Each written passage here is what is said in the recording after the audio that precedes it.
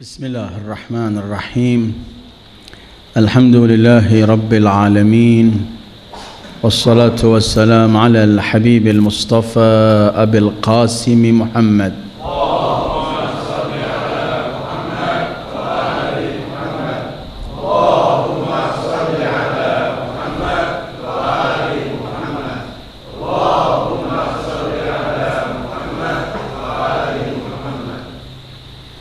وآله الطيبين الطاهرين وأصحابه المنتجبين ومن تبعه بإحسان إلى يوم الدين اللهم بحق محمد وآل محمد عليك صل على محمد وآل محمد وارزقنا ووالدينا وأزواجنا وأولادنا وذرياتنا من بعدنا حب محمد وآل محمد اللهم أحينا على ذلك وأمتنا على ذلك واحشرنا في زمرة من أحب محمدا وآل محمد مع محمد وآله يا كريم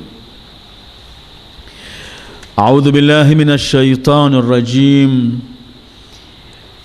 إنا كفيناك المستهزئين الذين يجعلون مع الله إلها آخر فسوف يعلمون ولقد نعلم أنك يضيق صدرك بما يقولون فسبح بحمد ربك وكن من الساجدين واعبد ربك حتى يأتيك اليقين Sadaqallahul aliyyul azim.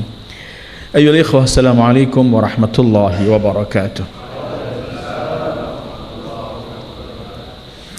Kita dahului dengan salawat seperti biasanya. Allahumma salli ala nuril anwar wa sirril asrar wa tiryaqil aghyar miftahi babil yasar Sayyidina Muhammadinil Mukhtar وآله الأطهار وأصحابه الأخيار عدد نعم الله وإفضاله.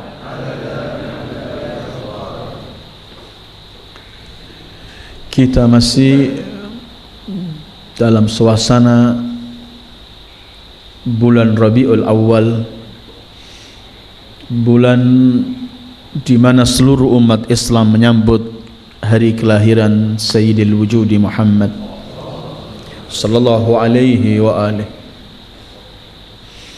Maka pertama-tama saya sampaikan selamat berbahagia, selamat bergembira menyambut hari kelahiran manusia yang karenanya Allah ciptakan segala makhluknya.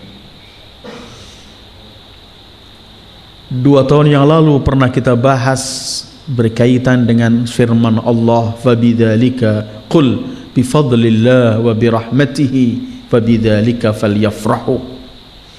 Katakanlah hanya dengan anugerah Allah dan rahmat Allah, dan hanya dengan itulah hendaklah kalian bergembira. Saat itu kita bicarakan bahwa tiada anugerah sebesar Sayyidil Wujud sallallahu alaihi wa alihi sebagai hadiah terbesar yang Allah berikan pada alam wujud ini.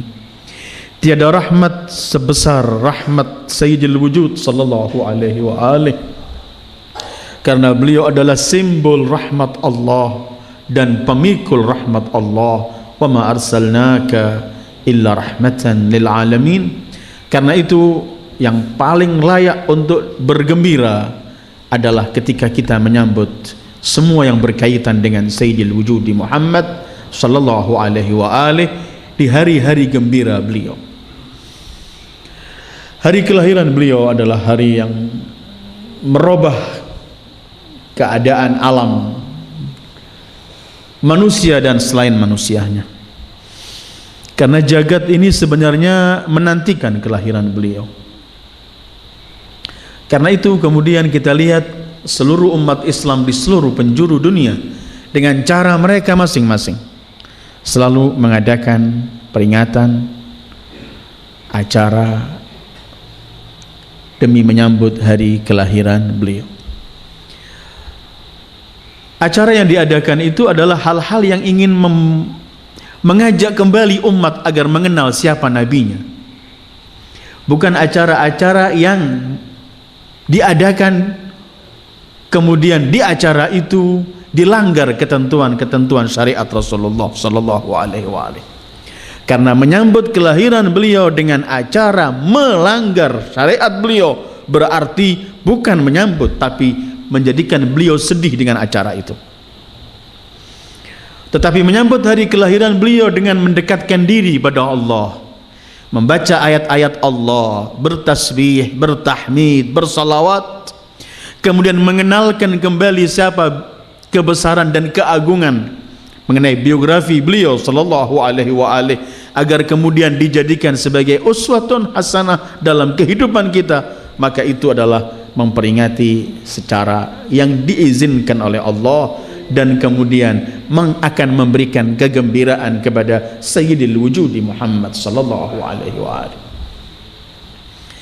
Banyak ayat-ayat Al-Quran yang kita kaji dan selamanya selalu kita telah tentukan dalam majlis ta'lim ini, apabila masuk bulan Rabiul Awal selalu kita kaji ayat-ayat yang berkaitan dengan Sayyidil Wujudi Muhammad sallallahu alaihi wasallam. Dan mungkin sudah ada sekitar 24 kajian dalam CD yang ada berkaitan seri Sayyidil Wujudi Muhammad sallallahu alaihi wasallam. Malam ini ayat yang saya baca adalah yang terletak dalam surat Al-Hijr, mulai ayat 95 sampai akhir surat Al-Hijr. Ayat itu akan menjelaskan bahwa Rasulullah dijamin oleh Allah, dijaga langsung oleh Allah, dan Allah sendiri yang mengatasi siapapun yang mengganggu Rasulullah. Inna kafainakal mustahzi'in, mereka orang-orang yang mengejek engkau ya Muhammad, kami yang akan menyelesaikan. Akhir ayat ini akan saya bahas, tapi di akhir pembicaraan yang ingin saya bahas sampai kepada ayat itu ialah ada beberapa pendahuluan. Pertama, seluruh nabi yang diutus oleh Allah, setiap mereka menyampaikan dakwahnya, pasti mereka menghadapi tantangan dan rintangan. Pasti mereka menghadapi bermacam-macam gangguan, bermacam-macam ejekan, bahkan diperangi para nabi ketika menyeru kepada kebenaran. Itu sudah menjadi satu lumrah yang kita baca dalam Al-Quran. Setiap kita membaca sejarah para nabi dalam Al-Quran, baik dalam surat Al-A'raf, surat Al-Ankabut, surat Al-Anbiya, surat Syu'ara, atau surat-surat lain yang menceritakan dakwah para nabi, kita akan membaca firman Allah, wa qala alladzina istakbaru, mereka orang-orang yang congkak menghalau dakwah Rasulullah, menghalau seluruh dakwah para nabi. Sehingga tidak pernah orang yang akan menyampaikan kebenaran tidak menghadapi tantangan dan rintangan. Pasti ini jalan para anbiya, dan yang ingin meneruskan jalan para nabi, maka hendaklah dia bersiap-siap menghadapi tantangan dan rintangan.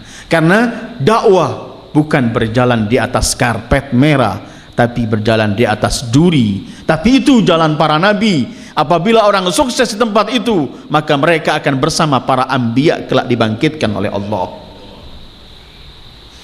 Karena itu kalau kita melihat wasiat Luqman dalam Al-Quran, ketika orang suruh amal ma'ruf nahi mungkar, digandengkan wasiat itu, sabarlah. Karena tidak ada orang yang ingin menegakkan amal ma'ruf dan nahi mungkar tidak menghadapi tantangan dan rintangan. Ya bunayya aqimis salata wa'mur bil ma'ruf wanha 'anil munkar wasbir 'ala ma asabak. Putraku, dirikan salat, perintahkan yang ma'ruf, cegah yang mungkar, terus sabarlah. Kenapa digandengkan sabar di sini? Karena semua yang ingin meneruskan jalan para nabi pasti memperoleh apa yang diperoleh oleh para nabi sebelumnya ketika menyampaikan risalah itu. Atau kita membaca firman Allah yang pernah kita kaji dalam majlis ta'lim ini, yaitu dalam surat Wal-Asr, surat Al-Asr, Wal-Asr, Bismillahirrahmanirrahim, Wal-Asr, innal insana lafi khusr illa alladhina amanu wa amilus shalihat. Kemudian watawasaw bil haq, gandengannya watawasaw bis sabr, yang saling mewasiatkan, menyampaikan wasiat dan memberikan dan menerima wasiat mengenai al-haq, kebenaran, harus disertai dengan wasiat sabar, karena semua yang menyeru kepada al-haq pasti akan menghadapi tantangan, rintangan. Dan begitu ketentuan Allah sebutkan dalam surat Zukhruf, a'udzu billahi minasyaitonir rajim, wa kadzalika ja'alna likulli nabiyyin aduwan syayatinal insi wal jin yuhi ba'dhuhum ila ba'dhin zukhrufal qawli ghurura. Begitulah kami tentukan setiap nabi menghadapi musuh-musuh, baik dari jin maupun dari manusia, yang semuanya saling bisik membisikkan untuk mengutarakan kata-kata yang tidak benar, palsu, menghadapi dakwah para nabi. Nabi kita pun menghadapi semacam itu, seperti nabi-nabi sebelumnya. Banyak tantangan dan rintangan beliau, karena beliau menghadapi orang-orang yang punya kepentingan, dan kepentingan-kepentingan mereka itu bertentangan dengan dakwah yang dibawa oleh para nabi. Menghadapi para penguasa yang zalim, yang selalu merampas hak orang. Dakwah para nabi ialah ingin menyelamatkan orang-orang tertindas, maka nabi pasti akan berhadapan dengan mereka. Menghadapi orang-orang kaya yang selalu merampas dan merampok harta-harta orang miskin dengan cara yang mereka lakukan, maka ketika datang seorang nabi, seruannya hendaklah mengangkat mereka, orang-orang yang miskin, memberikan hak mereka, maka orang-orang kaya ini akan memusuhi. Atau orang-orang yang punya kedudukan, yang sedang disanjung oleh umatnya dengan cara-cara yang tidak benar, dengan cara-cara yang tidak manusiawi, maka dakwah para nabi akan bertentangan dengan keinginan mereka, orang-orang yang punya kedudukan ini, maka mereka akan menolak dan memerangi para nabi. Itu berjalan dan tidak pernah berhenti. Salah satu cara yang mereka gunakan bermacam-macam. Ada dengan cara diperangi mungkin. Ada dengan cara diejek. Mungkin malam ini akan saya baca masalah ejek, mengejek. Para nabi adalah makhluk-makhluk milian Allah yang paling sering mendapat ejekan. Bahkan Allah pernah mententramkan hati Rasulullah. Tasliyah dalam bahasa Arabnya, Allah tenangkan. Allah sehingga menyebutkan, Muhammad, bukan cuman kamu pertama orang yang diejek dalam rangka menyampaikan dakwah. Nabi-nabi sebelummu semua pun mendapatkan semacam ini. Itu seperti tertulis dalam surat Al-An'am ayat 10 dan Al-Anbiya ayat 41, ketika Allah berfirman, a'udzubillahi minasyaitonir rajim, walaqad istuhzi'a rusulun min qablika fahaqa billadzina sakhiru minhum ma kanu bihi yastahzi'un. Sungguh rasul-rasul sebelummu telah diejek wahai Muhammad, tetapi mereka orang-orang yang mengejek para rasul itu, mereka sendiri akan menyesal karena mereka akan mendapatkan bencana dari balik semua ejekan yang mereka berikan itu. Rasulullah mendapatkan bermacam-macam ejekan. Nanti beliau disebut kadzdzab, pembohong.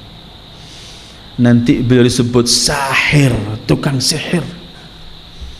Nanti beliau disebut syair, cuman pandai bahasa syair saja, tidak mengetahui sesuatu. Nanti beliau disebut majnun, gila. Macam-macam, belum lagi mengejek dengan disampaikan hal-hal kata-kata yang keji dan kotor terhadap beliau sallallahu alaihi wasallam. Ini sebelum tindakan ya. Tindakannya bermacam-macam. Beliau rumahnya diberi duri, dilempar kotoran, beliau sujud diberikan kotoran di atas kepalanya. Ini tantangan. Salah satu mereka itu adalah mengejek. Sampai dalam surat Az-Zariyat Allah gambarkan begini. Ini sepertinya sudah saling wasiat mewasiatkan dari generasi awal ke generasi berikutnya. Sama polanya mereka itu. Allah berfirman dalam surat Az-Zariyat ayat 52 dan 53 semacam ini. A'udzubillahi minasyaitonirrajim. Kadzalika ma atal ladzina min qablihim min rasulin illa qalu sahirun aw majnun atawasaw bih bal hum qaumun taghun.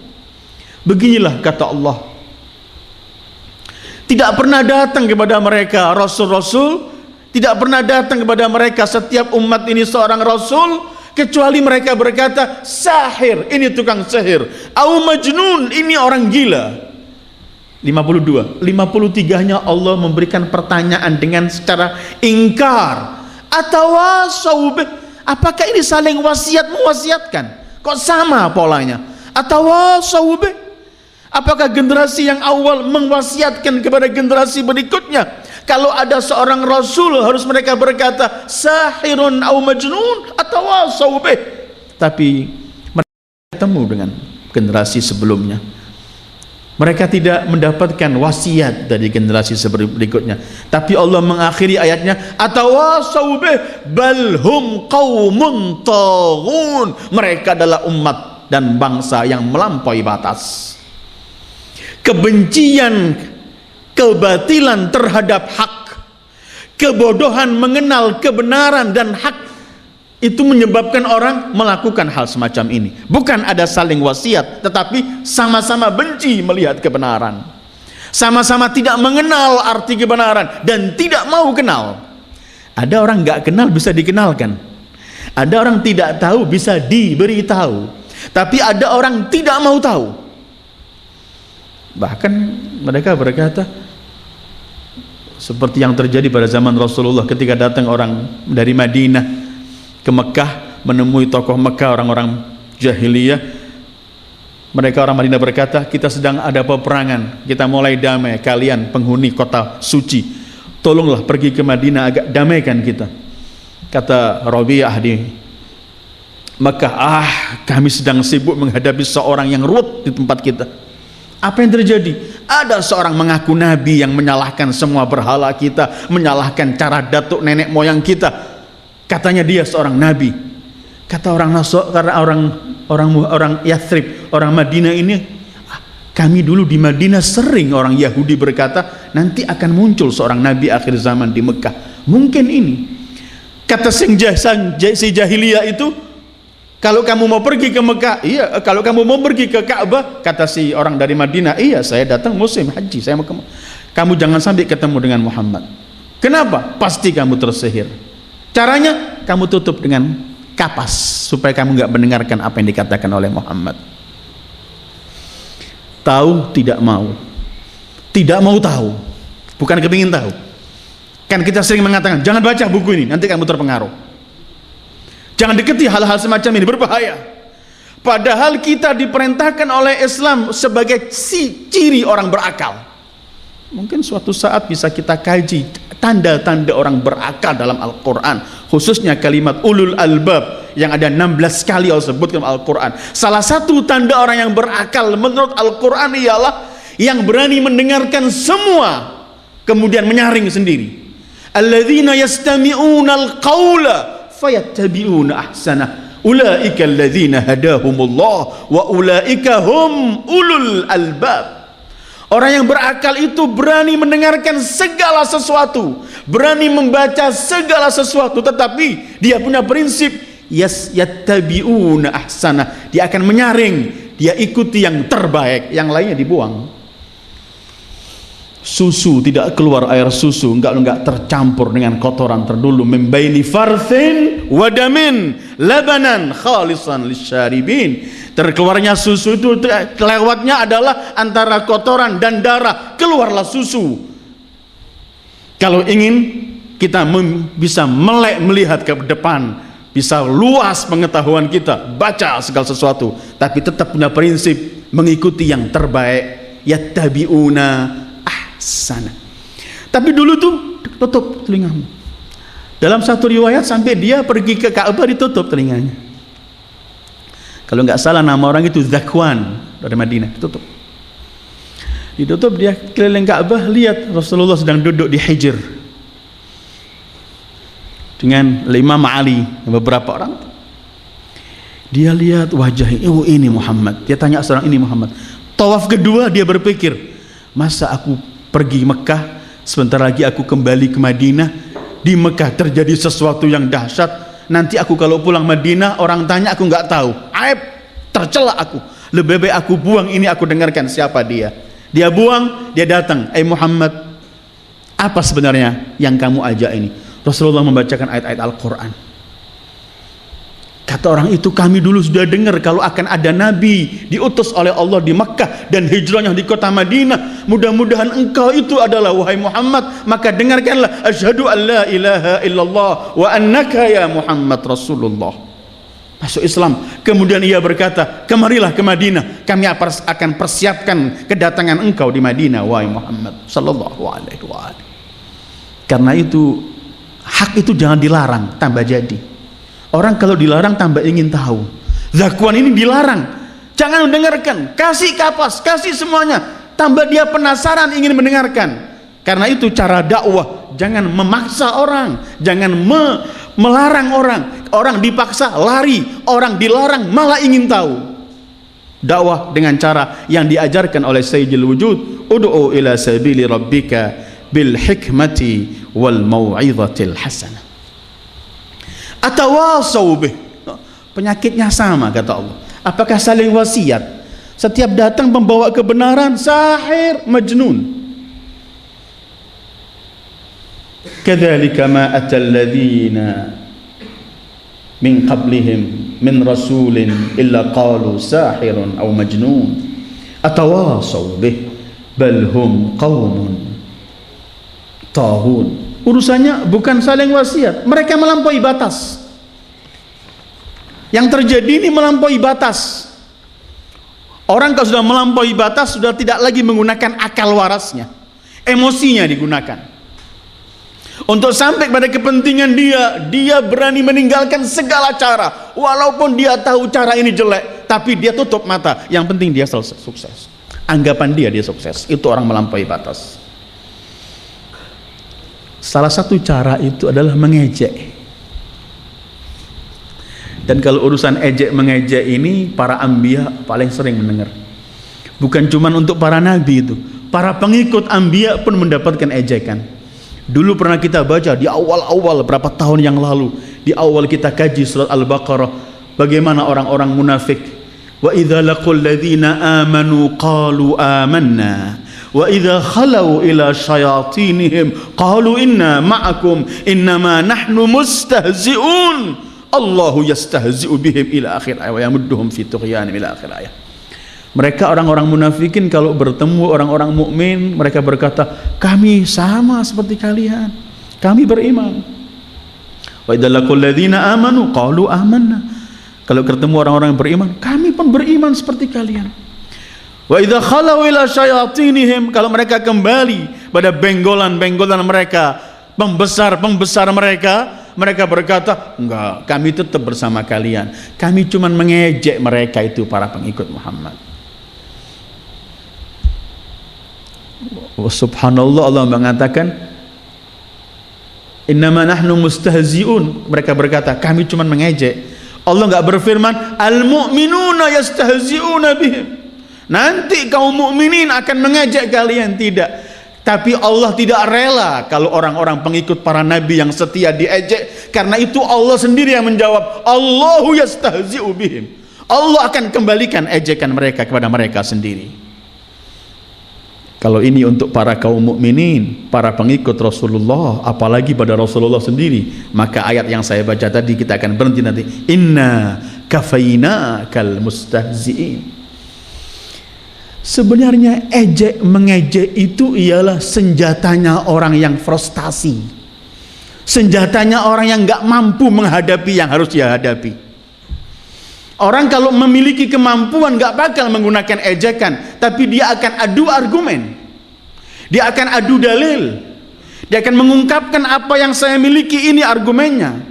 Tapi ketika orang sudah menggunakan ejek mengejek, satu bukti bahwa dia nggak memiliki kekuatan dalam apa yang sedang ia megangi.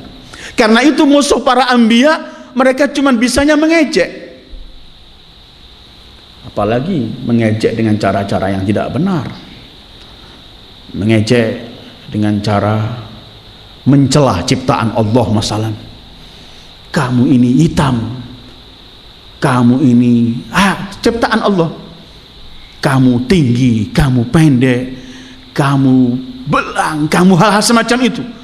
Ini kalau yang melontarkan orang-orang yang awam mungkin biar, tapi kalau ini orang-orang yang menamakan dirinya berilmu, orang akan mentertawakan. Karena apa? Orang mengejek ciptaan Allah itu berarti bukan mengejek orang itu, tapi ia sedang mengejek penciptanya, yaitu Allah. Sadar atau tidak sadar. Kalau di hadapan saya ada lukisan, lukisan ini saya cerca, saya ejek, saya ketawai, saya sedang mentertawai dan menjelek-jelekkan lukisan ini, atau saya sedang menjelek-jelekkan yang melukis lukisan ini? Pasti saya sebenarnya bukan mengejek lukisan, mengejek yang melukis. Begitu juga ejekan terhadap hamba Allah. Kamu sudah kamu cacat, kamu ini berbahaya. Tetapi kenapa orang ketika mengejek lupa semua? Karena ejekan itu sendiri sudah merupakan simbol frustasi dan kekalahan. Karena itu para anbiya nggak pernah mengejek. Para anbiya penuh dengan argumen dan dalil. Para anbiya diserbu dengan cara macam-macam ejekan, tetap jawabannya konsen, jawaban yang indah. Baca surat Syu'ara, bagaimana ketika pertama Nabi Musa masuk ke istana Fir'aun untuk mengenalkan kepada Fir'aun siapakah Allah. Fir'aun ingin menjauhkan Musa dari apa yang dibicarakan dengan bermacam-macam ejekan, tapi Nabi Musa tidak pernah ikut. Mungkin dalam kajian orang, salah satu kajian orang berdebat itu harus menguasai, jangan sampai musuh mampu menyelewengkan dia keluar dari topik, dan itu berbahaya. Salah satu contoh dalam surah Syu'ara, Nabi Musa ketika mulai pertama mengenalkan Allah, ketika ditanya siapa Allah, Rabbus samawati wal ard, Allah pencipta langit dan bumi. Kata Fir'aun, coba lihat ini, orang yang nggak tahu diri, dulunya kecil hidup sama kita kok membawa begini. Maunya Fir'aun supaya Nabi Musa menjawab hal ini, kenapa saya di istanamu? Tapi Musa tidak. Tuhanku dinamakan adalah pencipta langit dan bumi dan yang memberikan segala sesuatu pada makhluknya. Fir'aun kedua kalinya teriak, lihat ini orang gila. Nabi Musa pun nggak bela diri, saya nggak gila, datangkan semua dokter untuk meriksa saya. Musa nggak dengarkan kata-kata gila ini, tapi tetap Musa mengenalkan siapakah Allah. Karena para nabi tidak pernah memiliki dalam kamus mereka ejek mengejek, karena ejek mengejek itu adalah orang yang tidak punya senjata yang kuat. Karena itu senjatanya tampil senjata frustasi seseorang yang sudah nggak memiliki sesuatu, pakai cara semacam ini. Sebagaimana kalau Imam Ali menyebutkan mengumpat itu senjatanya orang lemah. Imam Ali pernah memberikan gambaran indah sekali. Beliau berkata, pintu kota ilmu Rasul sallallahu alaihi wa alihi, beliau pernah berkata, al-ghibatu silahul ajiz. Mengumpat itu adalah senjatanya orang yang lemah. Kalau dia berani nggak perlu mengumpat bicara di belakang, dia berdatang, dia adu argumen. Kalau mengumpat senjatanya orang yang lemah, maka mengejek itu senjatanya orang yang sudah frustasi, putus asa, udah nggak punya apa-apa sudah.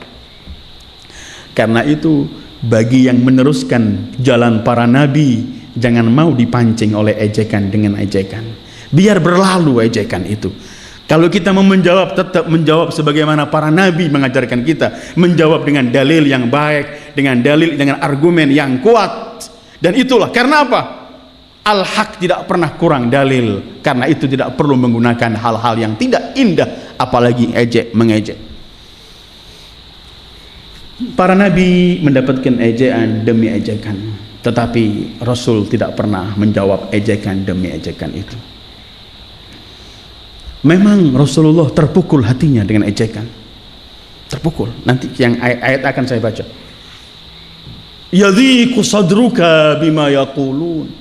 Sempit dadahmu karena ungkapan-ungkapan mereka. Iya, kesempitan Rasulullah bukan karena beliau takut, tapi karena beliau simbol dan pemikul rahmat Allah. Beliau tidak mau ada orang-orang calon jahanam semacam ini yang melakukan hal-hal keji yang akan menjerumuskan diri mereka.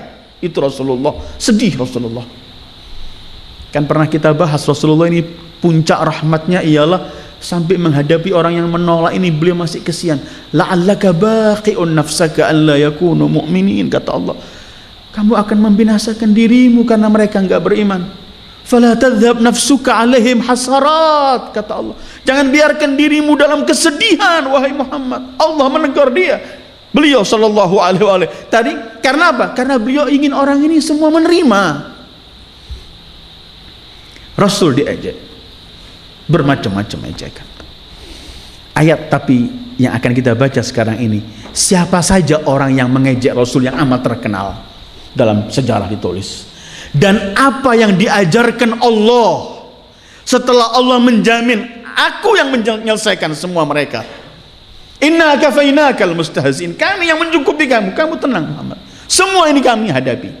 Tapi apa kemudian Rasul diajarkan apa oleh Allah menghadapi semacam ini supaya hatinya enggak merasa sempit dadanya, atau supaya beliau tenang? Diajarkan apa? Ini ayat dalam surat Al-Hijr yang saya baca tadi. Ayat pertamanya begini. Ayatnya dari yang pertama adalah ayat 95 sampai 99 Al-Hijr.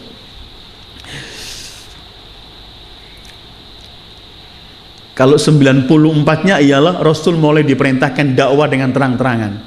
Karena 3 tahun, dalam riwayat 5 tahun dakwah pertama beliau sembunyi-sembunyi. Sampai turun firman Allah, fasda' bima tu'mar wa a'rid 'anil musyrikin. Katakan dengan terang-terangan apa yang kamu diperintahkan dan berpalinglah dengan orang-orang musyrik. Baru ayat 95-nya, inna kafainakal mustahziin. Artinya apa? Ketika dakwah mulai terang-terangan, maka siap-siaplah menghadapi musuh dan orang-orang yang akan mengejek kamu. Tetapi selagi kamu membawa hak dan membawa misi kebenaran, sebagai seorang Rasul menyampaikan kebenaran, jangan khawatir, kami Allah yang akan mencukupi semua menghadapi mereka orang-orang yang mengejek kamu.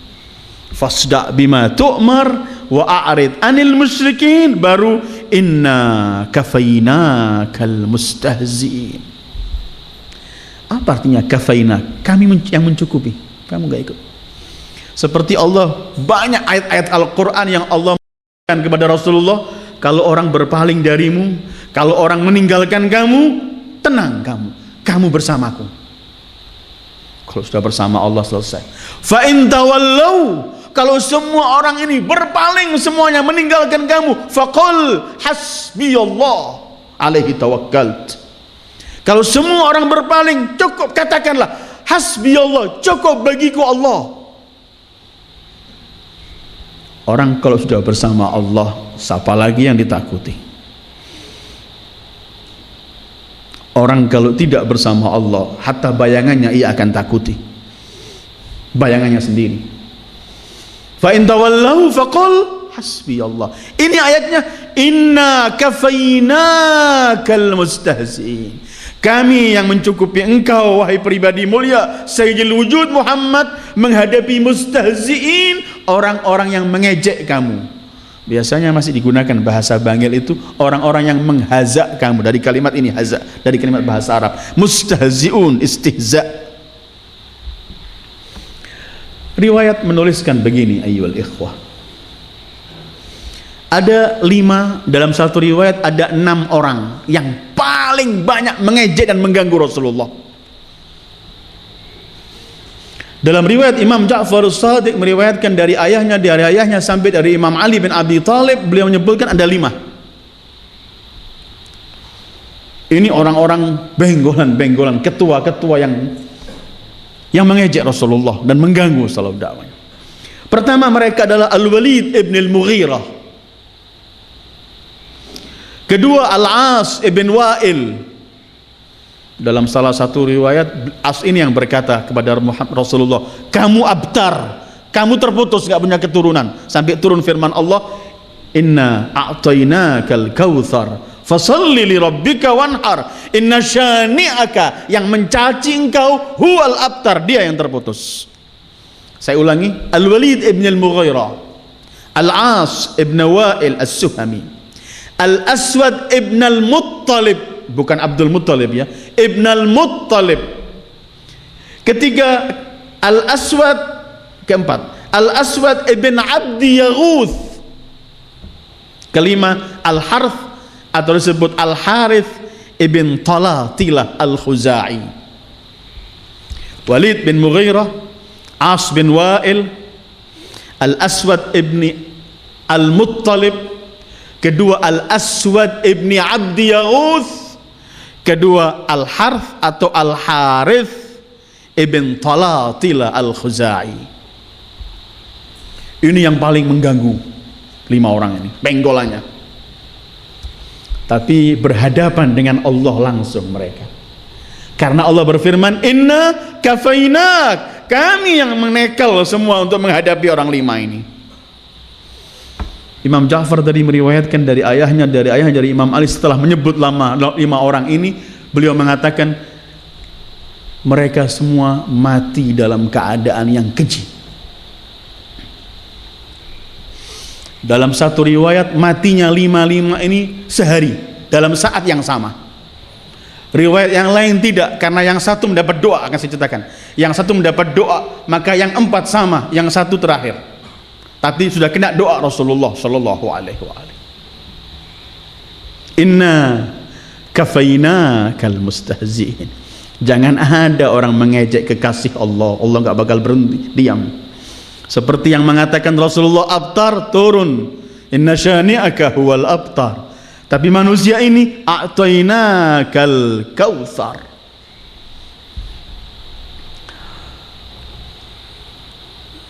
Kita berapa bulan yang lalu dikejutkan oleh film Amerika yang biadab mengejek Rasulullah, menampilkan Rasulullah dengan penampilan yang keji.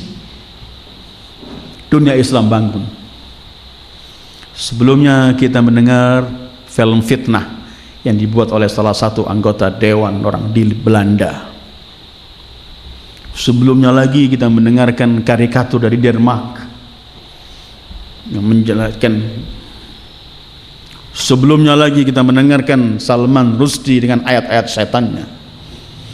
Mereka usaha dengan semua cara ingin menyakiti hati umat Islam dan menjelekkan Rasulullah. Karena sebenarnya mereka ini yang membuat semua ini, mereka sedang kewalahan menghadapi pesatnya perkembangan Islam di Barat. Sehingga mereka ingin membuat image yang jelek, keluar film fitnah yang dibawa oleh Belanda yang menampilkan Islam, menampakkan Islam keji, cuman perang, cuma membunuh orang dan hal-hal semacam itu. Tetapi setiap mereka lakukan sesuatu, setiap umat sadar dan setiap non-muslim ingin tahu siapa Sayyidul Wujud Muhammad. Itu ketika karikatur Denmark keluar, 2 hari berikutnya Denmark dan beberapa negara di Eropa, seluruh Al-Quran habis ditebas orang, dan buku-buku yang berkaitan mengenai Sayyidul Wujud Muhammad semua orang beli, ingin tahu. Naam, termasuk Allah tidak pernah biarkan. Ini kan matahari, arsalnaka syahidan wa mubasysyiran wa rasul wa da'iyan ila Allah bi'idnihi wa sirajan munira. Ini matahari yang terang benderang. Siapa yang mampu membendung sinar matahari?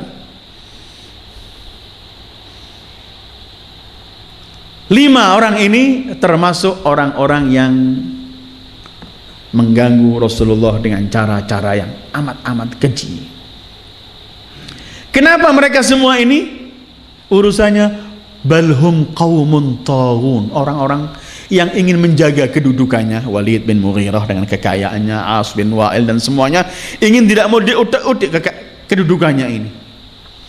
Rasul datang untuk berkata, seorang budak dengan orang yang merdeka sama di hadapan Allah. Jingkrak-jingkrak mereka orang-orang kaya dan orang-orang yang selalu memperbudak hamba-hamba Allah itu, nggak mau menerima.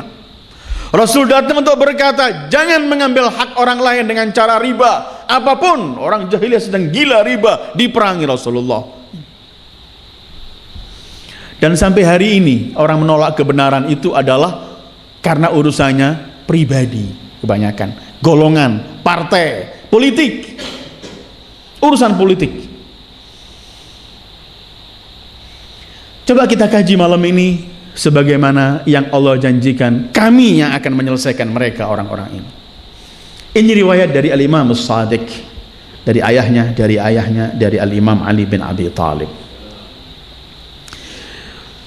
Ketika Allah turunkan inna kafainakal mustahzi'in, Imam Ali menceritakan faqatalallahu khamsatahum kulla wahidin minhum bighairi qatlat sahibih fi yawmin wahid.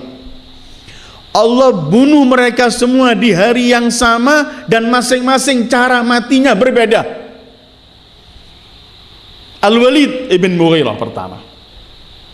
Walid dengan cara matinya keluar di jalan, sedang ada orang meletakkan anak panahnya, diletakkan di jalan, dikasih lem.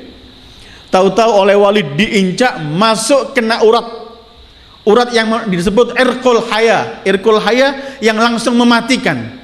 Tahu-tahu masuk ke kakinya, langsung kakinya bengkak keluar darah, terus dia teriak-teriak sampai akhirnya dia jatuh. Ketika mau jatuh mati, dia berkata, qatalani Rabbu Muhammad, aku dibunuh oleh Tuhannya Muhammad. Famat, mati.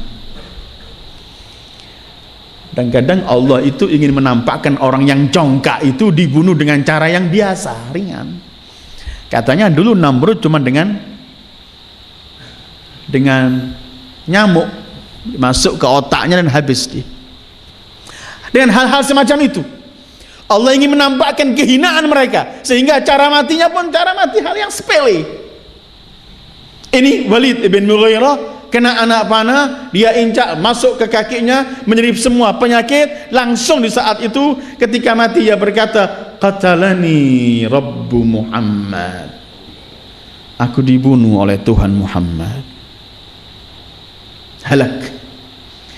Adapun Al-As ibn Wa'il, dia keluar satu tempat untuk menyelesaikan urusannya, mendekati arah ke gunung, maka kejatuhan batu dia. Kejatuhan batu yang orang kalau biasa batu itu menjatuhi cukup dia luka, tapi begitu dia kejatuhan batu, terputus-putus badannya, tubuhnya terputus-putus, sambil dia teriak qatalani Rabbu Muhammad, dan mati terbengkelai, terputus-putus daging darahnya, jasadnya. Qatalani Rabbu Muhammad. Itu As ibn Wa'il. Fataqatta'a qit'atan qit'ah famata wa huwa yaqul qatalani Rabbu Muhammad.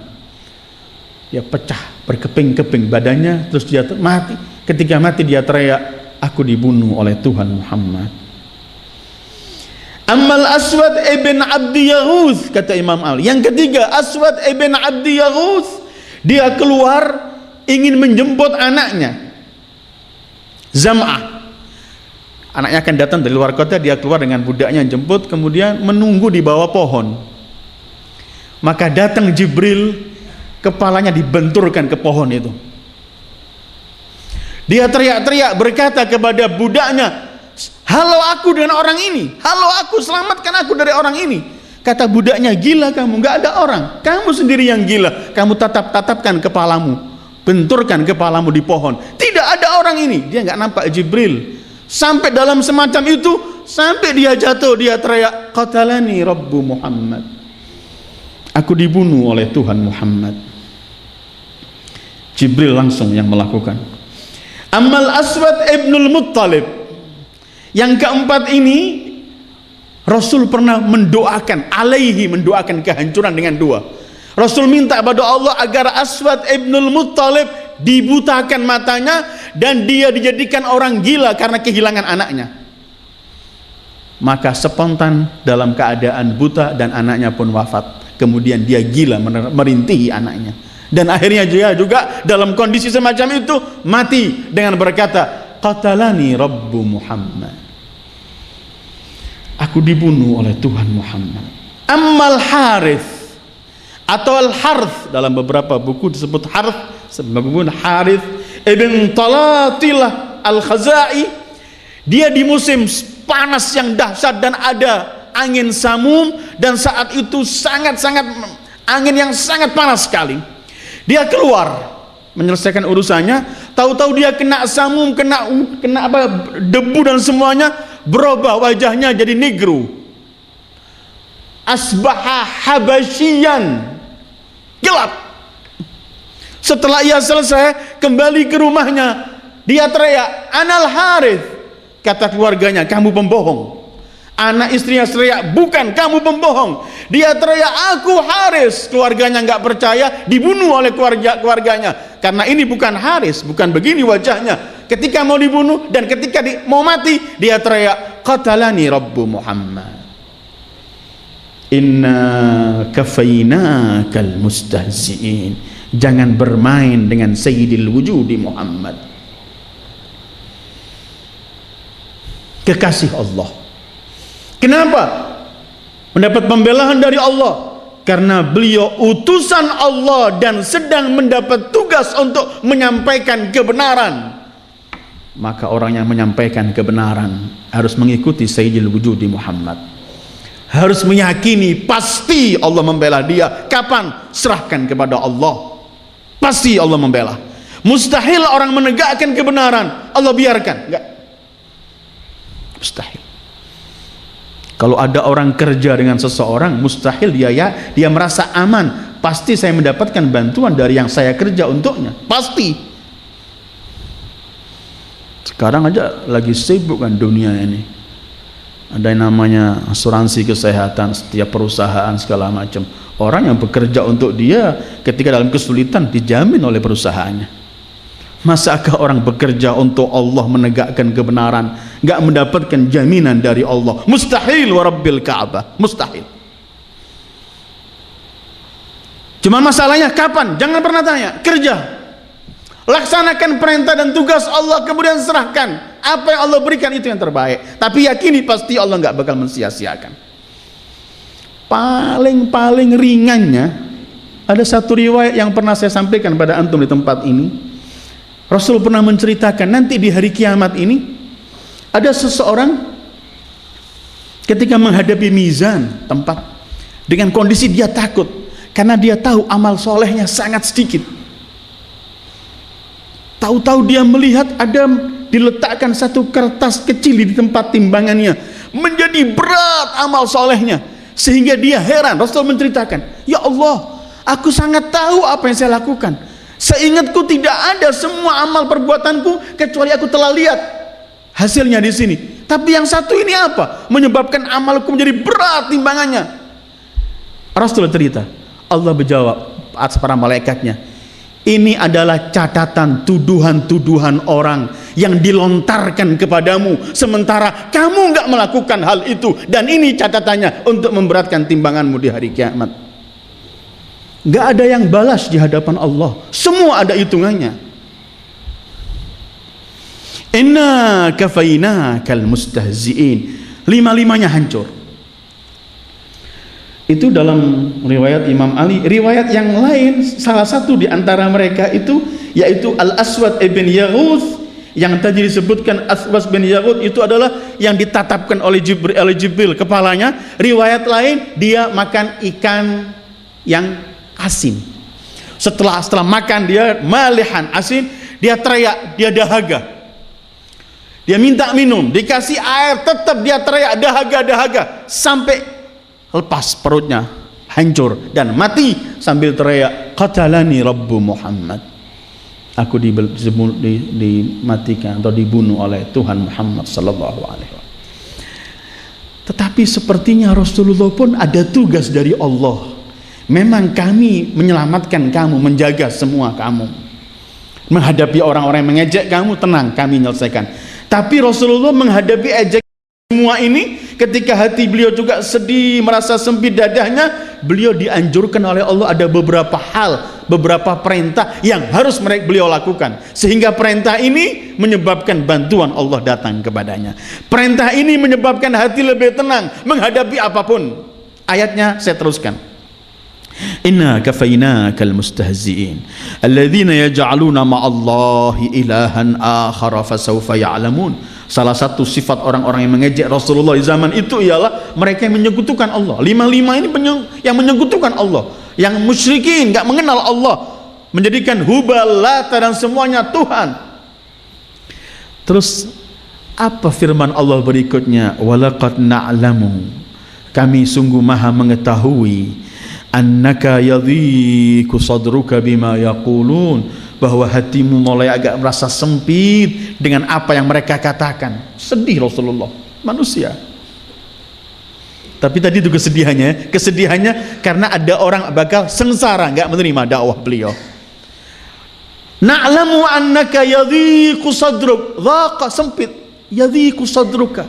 Dan Allah enggak menggunakan kalimat qalbuka, hatimu, tapi dadamu. Bima yaqulun, karena dada Rasulullah enggak ada kecuali Allah. Hal-hal gini enggak ketemu di hati Rasulullah. Karena bima yaqulun, karena ungkapan mereka mengejek Allah, mengejek Rasulullah, mereka berkufur, semua ini Rasulullah sedih. Dalam kondisi mendengarkan ejekan demi ejekan, dalam kondisi sumpah sedih mendengarkan hal-hal semacam ini, ada 4 perintah untuk Rasulullah.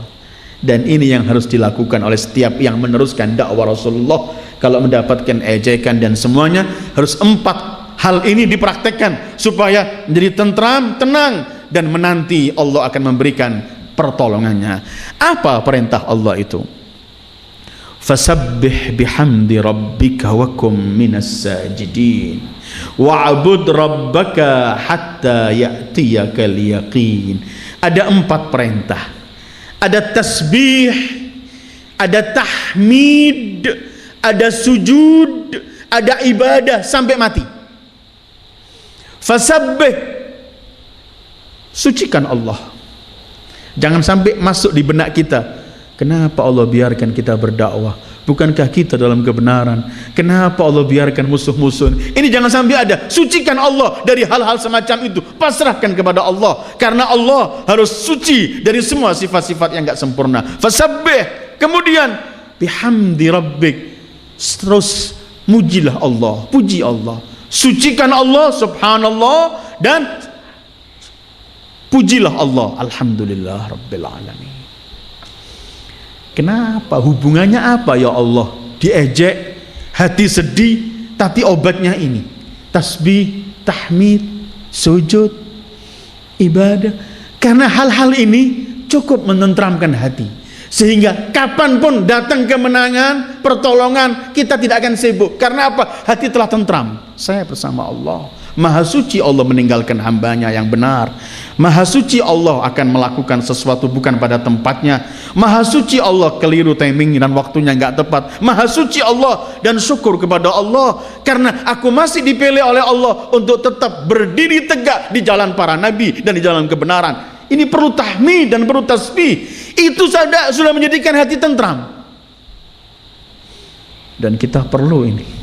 Dunia kita enggak lepas dari ejekan, cerca, celah, teror, serangan, dan hal-hal. Tapi kalau punya hubungan erat dengan tasbihullah, tahmidullah, terus wakum minas sajidin, artinya tergolonglah orang-orang yang sujud. Jangan punya ada dalam benak kita, apakah sebelum ada perintah ini Rasulullah enggak bertasbih? Apakah sebelum ada perintah ini Rasulullah enggak bertahmid? Apakah sebelum ada perintah ini Rasulullah enggak? Bukan itu.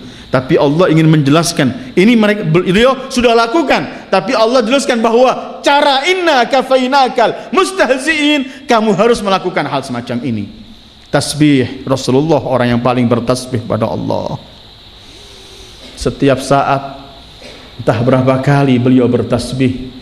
Karena beliau kalau masuk kamar mandi aja detian atau menitan itu, kalau keluar beliau berkata ghufranak, ampunanmu ya Allah.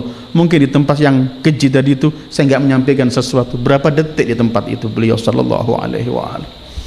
Ini yang beliau setiap hari beristighfar 70 kali, setiap hari bertaubah 70 kali, enggak pernah melakukan dosa. Karena hubungannya dengan wasabbih bihamdi rabbik.